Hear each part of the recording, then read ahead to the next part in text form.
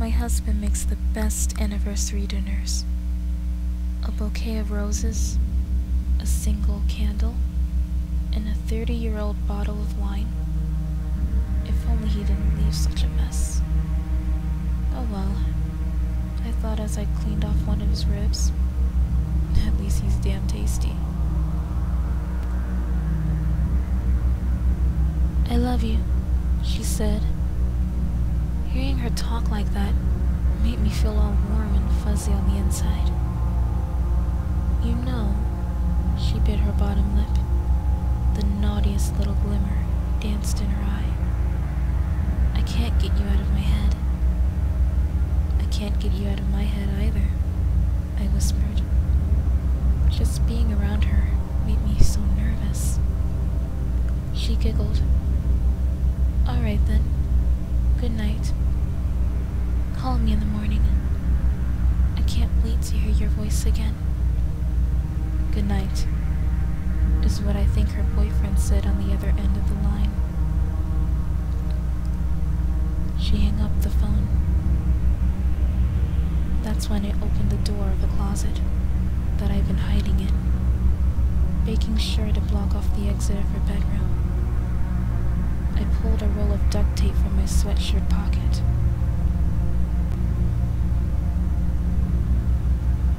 My doorknob began shaking as he tried to get in, twisting and turning the last wall between us. His demons were trying to get out again, and he needed his angel. The door swung open, slamming into the wall behind it. There he stood. He smelled of whiskey and cigarettes, as he usually did. Staggering forward, he made his way towards the bed. At first he sat on the end, and eventually made his way around, lifting up the sheets. I laid there, silent, pretending to be asleep. Daddy needed his angel.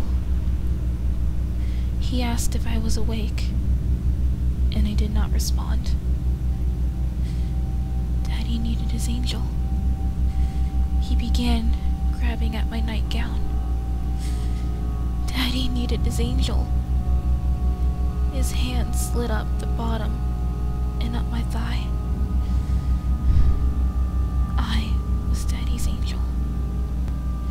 And he needed me to keep the demons at bay.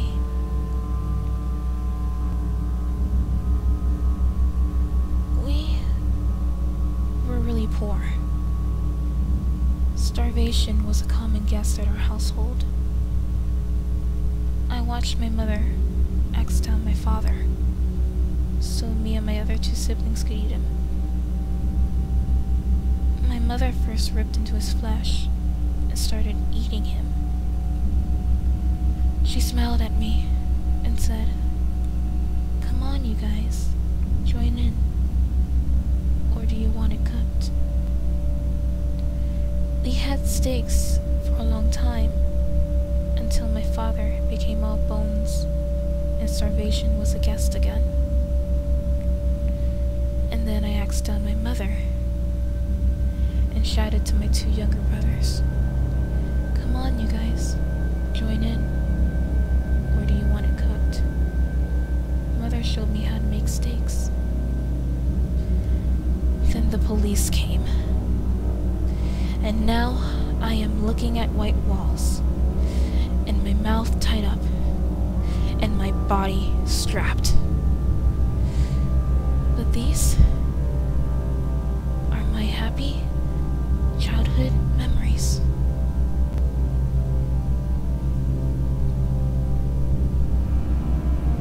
"Did you swallow it?" he asks, looking down at her. She nods, retches, then gulps, nods again. "Thank you, sweetheart. It wasn't really so bad. No, it wasn't." He lifts her chin with his finger, forcing her to look up at him. Was it? More sternly this time. No, she whispers hoarsely. And it wasn't so bad. Because when you're tied up, and on the cold floor of some maniac's basement, and haven't had anything but a few sips of water for a week, because you're so hungry, that pretty much anything isn't so bad to swallow. Even if it's a dead mouse that has been decaying in a trap a few feet away for 3 days. It's not so bad, not if you're hungry enough. It'll go down more easily next time, he says, tenderly. I'll try to get down here again in a couple of days. Maybe the food will get fresher. You were wonderful, though.